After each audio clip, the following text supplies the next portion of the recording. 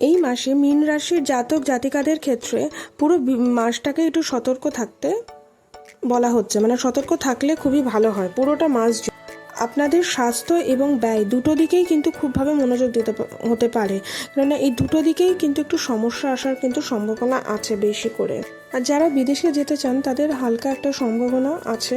আর যারা কাজ করছেন সেই কর্মক্ষেত্রটাকে কিন্তু আপনারা একটু সতর্কতাভাবে আপনারা এই মাসে চলবেন। আর যারা ব্যবসা করছেন তারা কিন্তু এই মাসে একটু উত্থান পতনের সম্মুখীন হতে পারেন। আর মাসের শুরুতে কিন্তু প্রেম যারা করছেন তাদের ক্ষেত্রে বলছে একটু তিক্ততা আসতে পারে, কিন্তু দ্বিতীয় ভাগে মানে মাসের দ্বিতীয় ভাগে কিন্তু অনেকটা অনুকূল হয়ে যাবে। আর যারা বিবাহিত তাদের ক্ষেত্রে কিন্তু অপ্রয়োজনীয় সন্দেহজনক একটা কিন্তু পরিস্থিতি আসতে পারে। আর যারা শিক্ষার্থী তাদের জন্য এই মাসটা কিন্তু ভালো যাবে। আপনার যদি কঠোর পরিশ্রম করেন তার কিন্তু ফল পাবেন। আর পারিবারিক জীবনে কিন্তু সুখ থাকবে, যেটা আপনাদের কিন্তু খুশি করবে।